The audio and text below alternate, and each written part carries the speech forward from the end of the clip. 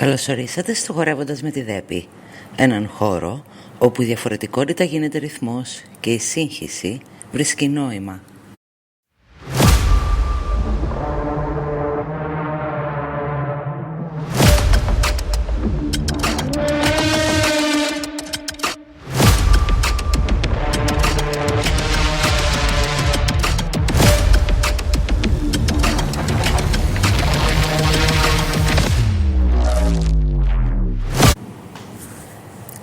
Πες μου αν σου ακούγεται γνώριμο αυτό.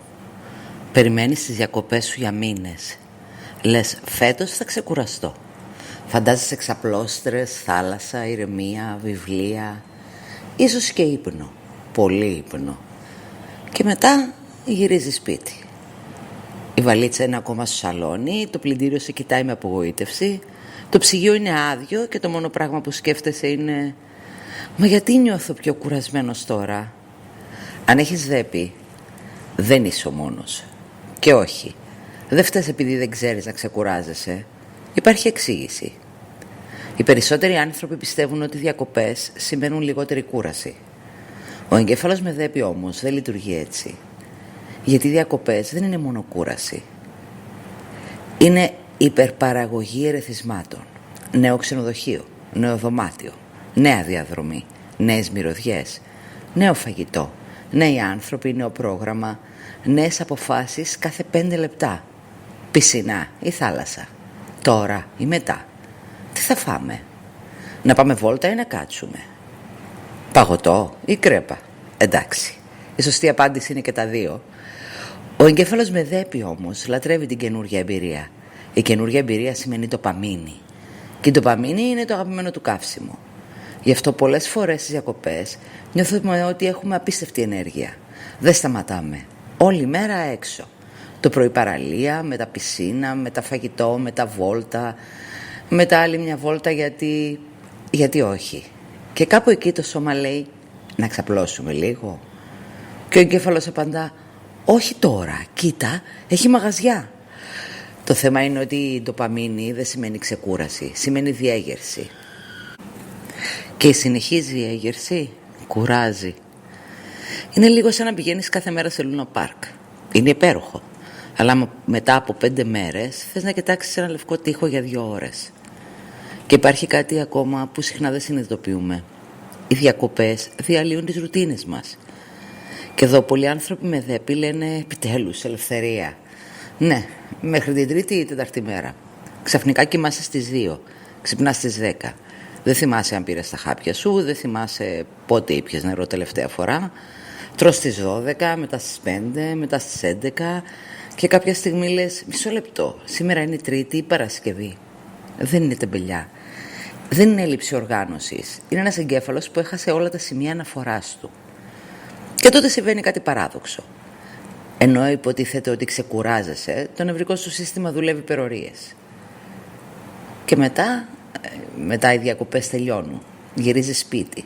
Ανοίγεις την πόρτα, η βαλίτσα σε κοιτάει, τα άπλυτα σε κοιτάνε, τα φυτά σε κοιτάνε, η γάτα σε κοιτάει λες και λέει θυμήθηκες ότι έχεις και σπίτι?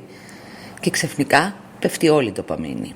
Δεν υπάρχει πια το καινούριο, δεν υπάρχει προσμονή, δεν υπάρχει το πού θα πάμε σήμερα. Υπάρχει δουλειά, email, πλυντήρια, σούπερ μάρκετ και ένας εγκέφαλος που λέει συγγνώμη, μπορούμε να επιστρέψουμε στο ξενοδοχείο? Αυτό το λέμε πολλές φορές dopamine crash.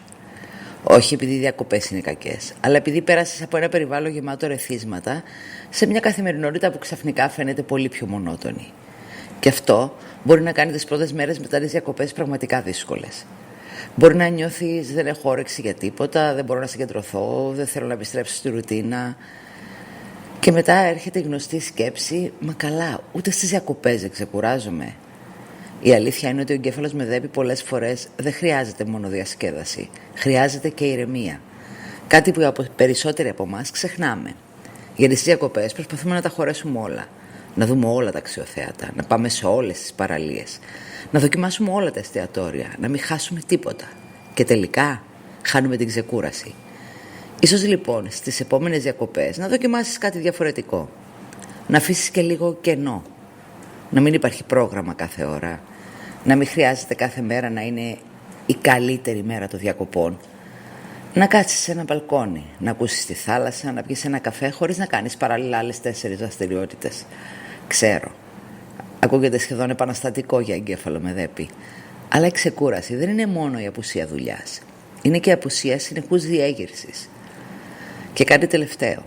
Αν γυρίσεις από τις διακοπές και χρειάζεσαι 2 ή 3 μέρες μέχρι να ξαναβρεις το ρυθμό σου, δεν απέτυχες στις διακοπές. Δεν σημαίνει ότι τις έκανες λάθος. Σημαίνει ότι ο εγκέφαλος κάνει αυτό που κάνουν πολλοί εγκέφαλοι με δέπη. Χρειάζεται λίγο χρόνο να προσγειωθεί. Οπότε, αντί να πιέζεις τον εαυτό σου να επιστρέψει στο 100% από την πρώτη κιόλας μέρα, δώσ' του μια μικρή περίοδο προσαρμογής. Ίσως αυτό να είναι τελικά το πιο σημαντικό σου αναμνηστικό από τις διακοπές.